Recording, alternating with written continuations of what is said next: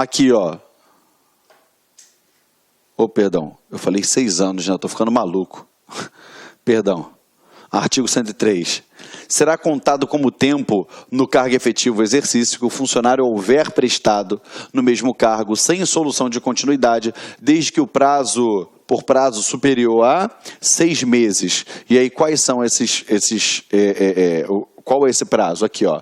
Como substituto e no desempenho de função gratificada em período anterior à criação do respectivo cargo. Ou seja, o que é essa função gratificada? É a própria função de confiança, perfeito? Ou como ele fala de maneira genérica, o cargo em comissão destinado ao próprio servidor público, ok?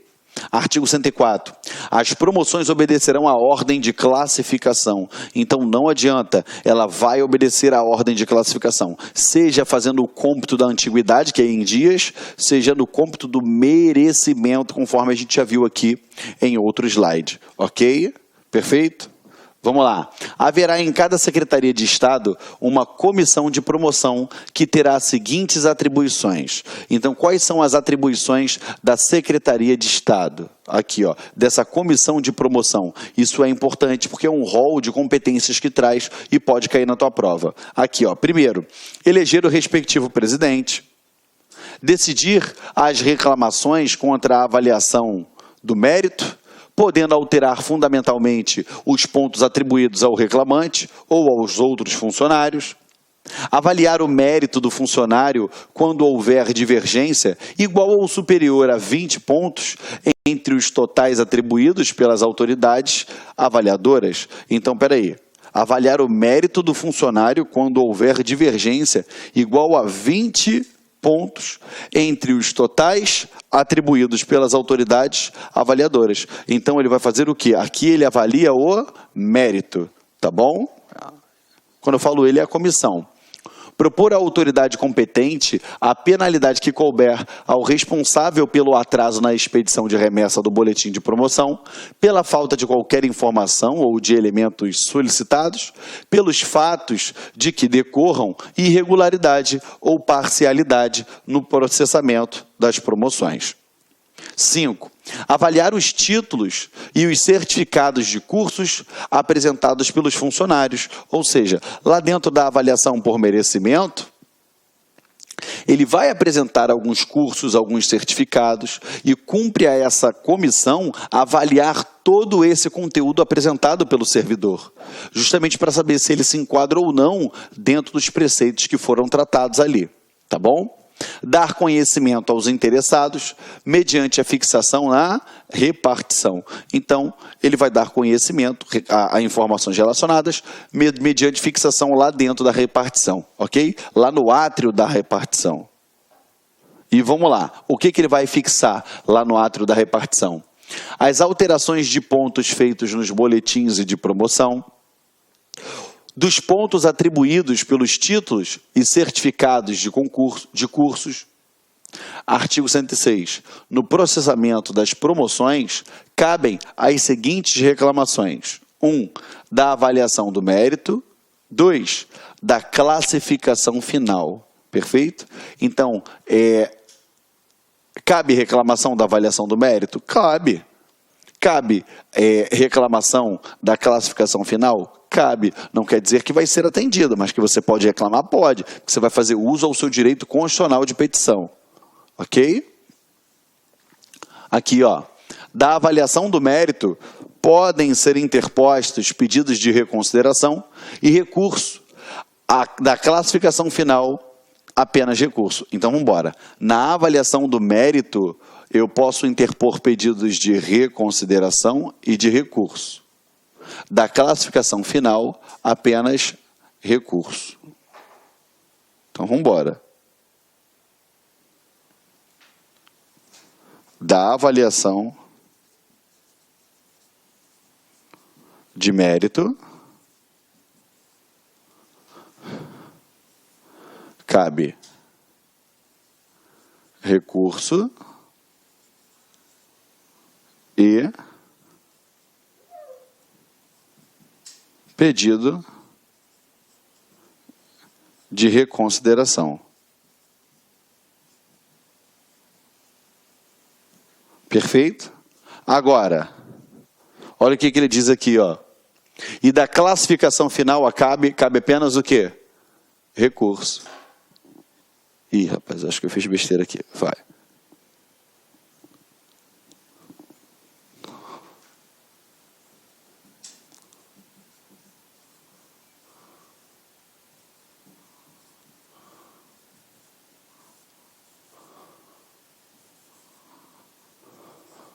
Perfeito?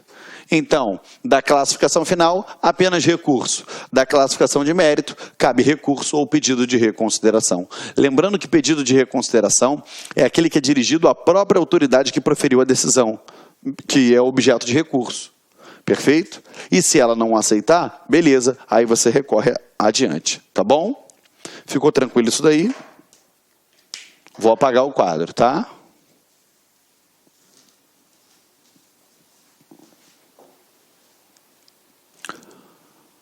Terão efeito suspensivo as reclamações relativas à avaliação de mérito. Deixa eu discorrer a respeito disso com vocês, olha só. O que seria efeito suspensivo e o efeito devolutivo? O efeito devolutivo é o que acontece em regra nos processos administrativos. Eu tenho uma decisão, eu quero recorrer, eu recorro. E o efeito é o quê? Devolutivo. Eu devolvo o processo para reapreciação, perfeito? Mas continuo arcando com as condições e com os efeitos trazidos por aquilo. Agora, quando o efeito é suspensivo, eu suspendo os efeitos da decisão até que ela possa ser analisada, até que se analise o quê? O meu recurso. Entendeu? Serão estabelecidos em regulamento as normas e os prazos para o processamento das reclamações de que trata esse artigo. A orientação das promoções do funcionalismo público civil será centralizada, cabendo ao órgão que for deferida tal competência. Então, vamos lá, o que cabe ao órgão que foi deferida essa competência? Expedir norma relativa ao processamento das promoções e elaborar as respectivas escalas de avaliação com a aprovação do governador. Então, aquele órgão ele vai ter que fazer o quê? Ele vai ter que elaborar as respectivas escalas e avaliações com relação ao processamento das promoções. Perfeito? E, lógico, vai ter que ter a aprovação do governador. Orientar as autoridades competentes quanto à avaliação das condições da promoção. Então, ele orienta a todas as autoridades competentes quais são as condições relacionadas à promoção. Perfeito?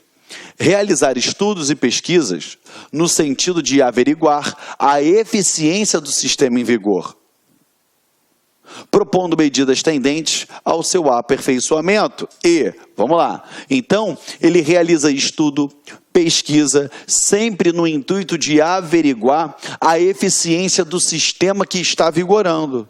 Perfeito? E ele é inerte, ele é congelado? Não, até mesmo porque podem ser propostas medidas tendentes ao seu aperfeiçoamento, para que fique cada vez melhor. Aqui, opinar em processo sobre assuntos de promoção sempre que solicitado. Então, a primeira coisa, ele vai opinar sempre que solicitado. Se não for solicitado, não há de se falar na opinião. Ficou tranquilo, galera? Show de bola? Então, vamos adiante. Olha só, título 4, dos direitos e das vantagens de ordem pecuniária. Capítulo 1, do vencimento e da remuneração. Seção 1, das disposições gerais. Olha só, artigo 108, ele diz, vencimento é a retribuição paga ao funcionário pelo efetivo exercício do cargo, correspondente ao valor do respectivo padrão fixado em lei, mais as vantagens a ele incorporadas para todos os efeitos legais. Então, olha só, ele diz o seguinte, que vencimento é a retribuição paga ao funcionário, correto? Pelo efetivo exercício do cargo, mas as vantagens a ele incorporada para todos os efeitos legais. O que significa isso daí? Fala para mim. É isso aí mesmo. Vencimento, ela é a parte básica, que eu somo as vantagens, tá bom? Vamos lá. Remuneração é a retribuição paga ao funcionário pelo efetivo exercício do cargo, correspondendo a 2/3 do respectivo padrão, mais as cotas ou porcentagens que, por lei, lhe tenham sido atribuídas e as vantagens pecuniárias a elas incorporadas. Perfeito? Tranquilo? Artigo 110. O funcionário perderá 1. O vencimento ou remuneração do dia quando não comparecer ao serviço, salvo no caso previsto lá no parágrafo 1º desse artigo. Aqui, ó. E 1/3 do vencimento ou remuneração diária quando comparecer ao serviço dentro da hora seguinte, a marcada para o início do expediente, ou quando dele retirar-se dentro da última hora. Perfeito?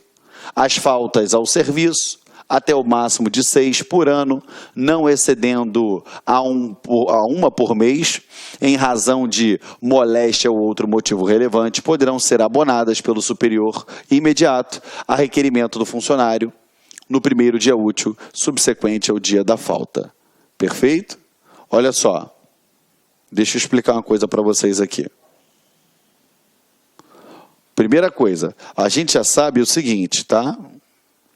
Ele fala aqui, ó, o funcionário perderá o vencimento ou remuneração quando não comparecer ao serviço. Beleza? Então, vamos embora.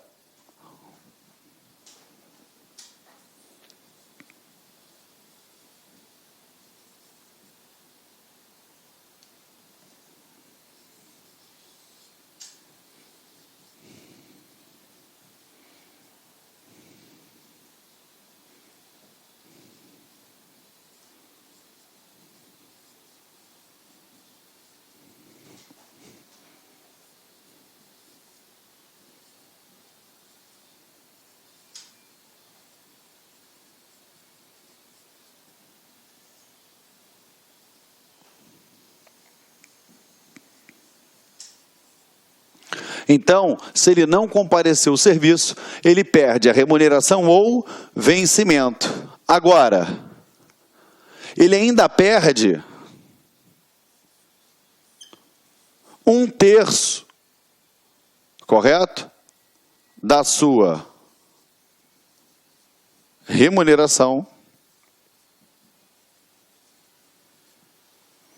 ou vencimento. Se acontecer o quê? Vamos lá. Aqui, ó, eu tenho o lapso temporal,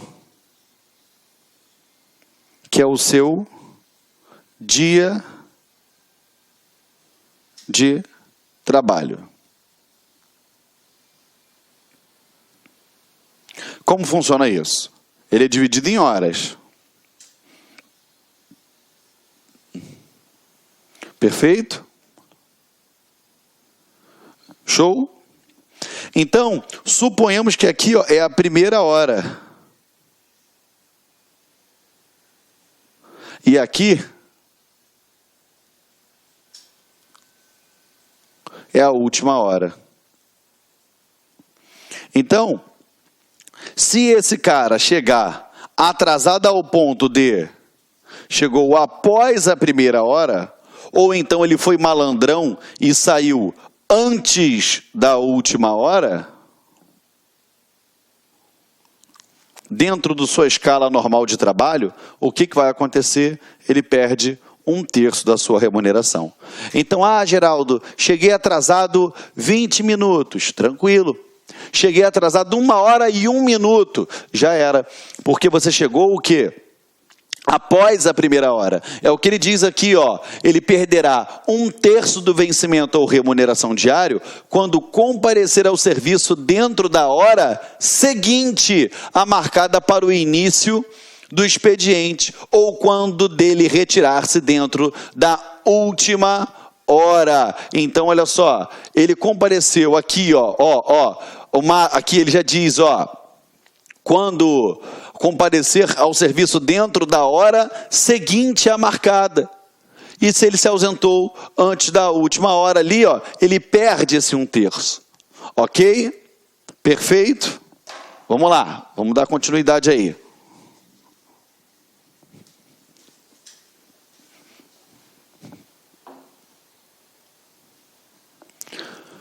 As faltas ao serviço até o máximo de 6 por ano, não excedendo a 1 por mês, em razão de moléstia ou outro motivo relevante, poderão ser abonadas pelo superior imediato a requerimento do funcionário no primeiro dia útil subsequente ao da falta. Então, olha só, quantas faltas ele pode ter por ano? 6, desde que ela não seja o quê?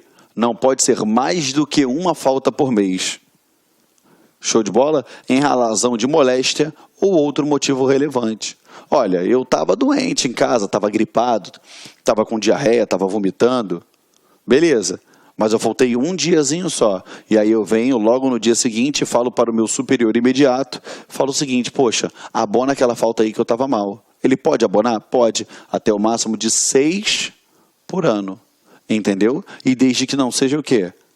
Consecutivas, é óbvio, tá? Vamos lá. No caso de faltas sucessivas, justificadas ou injustificadas, os dias intercalados, domingos, feriados e aqueles em que não haja expediente, serão computados exclusivamente para efeito de desconto do vencimento ou remuneração. Aí fala assim, como assim, Geraldo? No caso de faltas sucessivas, justificadas ou injustificadas. Vamos lá. Lembrando que falta justificada, ela só afasta efeito disciplinar, correto? Ela não vai permitir que o cara receba o dia daquela falta. Então, vamos botar que ele faltou 3 dias ao trabalho, correto?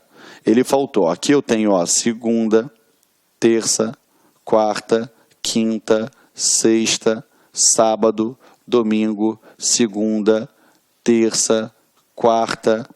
Perfeito? Vamos lá. O que aconteceu? Ele faltou na quinta-feira, na sexta-feira. E depois ele voltou aonde? Na segunda. Quantos dias ele faltou? 3. Mas espera aí. Ou melhor dizendo, e ele faltou na terça. Porque segunda era feriado. Quantos dias ele faltou? A título de desconto no vencimento dele. Ele faltou só 3, negativo, que ele diz aqui, ó, no caso de faltas sucessivas, justificadas ou não, os dias intercalados, ou seja, domingos, feriados, e aqueles em que não haja expediente serão computados exclusivamente para efeito de desconto do vencimento. Então, ele perde o vencimento da quinta, da sexta, do sábado, do domingo, da segunda, que era o feriado, e o da terça. Ele não vai perder só os 3 dias que de fato ele faltou. Ele perde os 6. É o que ele está dizendo aqui no parágrafo 2º. Todo mundo entendeu? Perfeito? Sim ou não, galera? Vamos adiante, então. Tá? Deixa o tio apagar aqui para a gente ir. Artigo 111. 111. As reposições devidas pelo funcionário e as indenizações por prejuízos que causar a Fazenda Pública Estadual serão descontadas em parcelas mensais não excedentes a 10ª parte do vencimento, ou seja, a 1/10 do vencimento, ou remuneração, ressalvados os casos especiais previstos nesse estatuto. Então, olha só, se ele tem que fazer alguma reposição devida, correto? As indenizações por prejuízo que ele causou à fazenda vai ser descontado do seu vencimento, da sua remuneração, o quê? Uma parcela não excedente, aqui, ó, a 10ª parte do vencimento, ou seja, 10%. Ou 1/10, entendeu? 10%. Vai ser descontado. Até ele quitar essa dívida com a administração pública. Lógico, ressalvados os casos especiais. Beleza? Aqui, ó.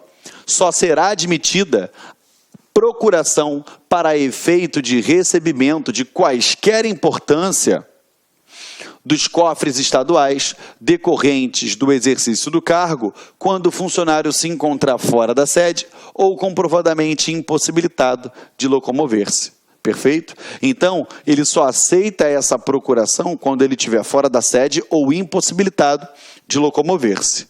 Ok? O vencimento, a remuneração ou qualquer vantagem pecuniária atribuídos ao funcionário não poderão ser objetos de quê? Arresto, sequestro ou penhora.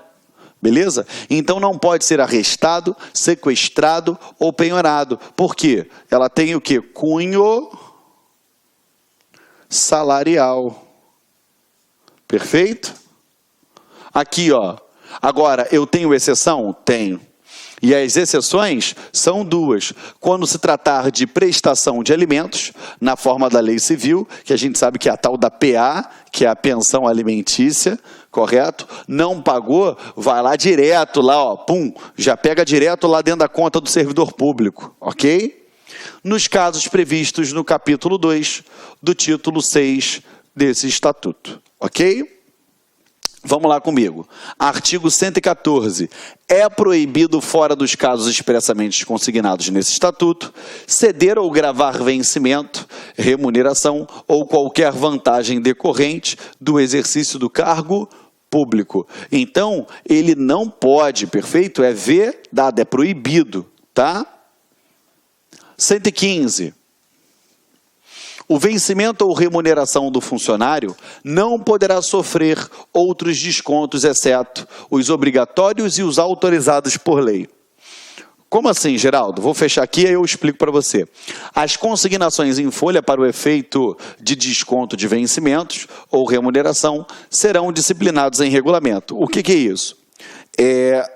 O que a lei permite? Eu pegar e descontar direto daquele servidor público. Eu posso descontar se ele, por exemplo, tiver uma pensão alimentícia que ele não está cumprindo, ou então os outros casos previstos aqui nesse estatuto. Mas ele também diz aqui, ó, aqueles, exceto os obrigatórios e os autorizados. É quando ele faz o quê? Um empréstimo consignado.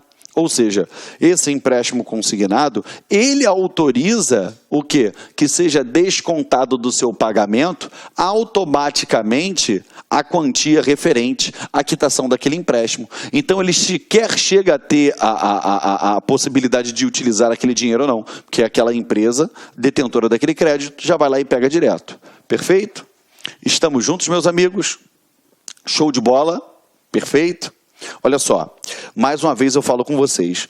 Quando você se propõe a estudar a parte de legislação, é importante que você tenha conhecimento da literalidade de lei. Por quê?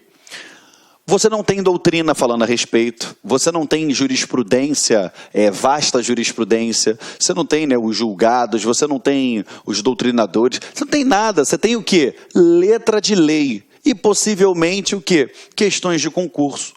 Então, qual é o meu objetivo aqui? É pegar essa letra de lei e ir mastigando ela junto com você, para você ir vendo quais são as possíveis alterações e oscilações dentro do que a lei traz para a gente, ou onde o examinador pode pegar. Alguns momentos a gente discorre e faz um mapa mental, outros casos não tem como a gente fazer isso. Entendeu? Já fiz fluxogramas enormes aqui para o teu entendimento, em outros casos não dá. Mas o que eu quero?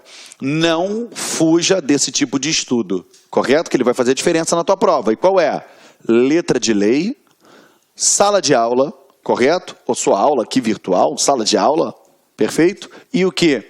Exercício em casa. É de suma importância que você faça isso, beleza? Porque é isso que vai garantir a sua aprovação, perfeito? Eu falo isso para você porque eu sou servidor público, eu já fui aprovado em alguns concursos públicos, e assim, a gente fica achando que tem alguma receita de bolo, que tem uma fórmula mágica. Gente, a fórmula mágica é o teu esforço, perfeito? E o teu esforço é que vai garantir resultado.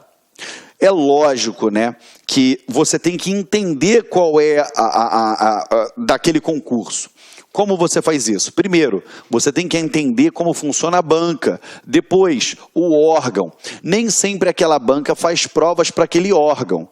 Por isso que eu falo, dê uma olhadinha nas questões do órgão, dê uma olhadinha nas questões da banca, porque é óbvio que quando o órgão vai realizar um concurso, ele chega para a banca e fala assim, olha, eu quero um servidor público que tenha o perfil XYZ, e ela vai providenciar questões que levem em consideração escolher pessoas com aquele perfil.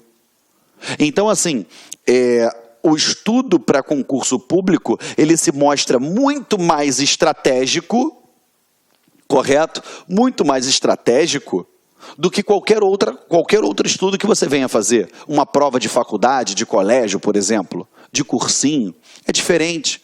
Então, o que eu faço? Com essa experiência que eu adquiri aí, tanto como estudante de concurso público, quanto professor, com bastante alunos aprovados, é o que? A gente pega ainda mais a parte de legislação, letra fria da lei, vendo palavras que podem sofrer alterações, correto? Faço fluxogramas para você entender esse contexto, e aí, o que acontece? Independente do que a banca queira, independente do que aquele órgão venha pedir, você vai estar preparado para todo e qualquer tipo de questão. E eu tenho certeza disso, ok? A gente encerra a nossa aula por aqui, e é lógico, na próxima aula, a gente vai voltar falando a respeito da seção 2 do horário e o ponto, ok? Do horário e do ponto. E a gente se vê na próxima aula. Muito obrigado mais uma vez, a sua presença aí até o final, que para mim é um sinal de prestígio, e acredite, junto com você até o dia da tua posse, tá bom? E quando passar, me convida. Tchau, tchau, galera. Um abraço. Clique lá.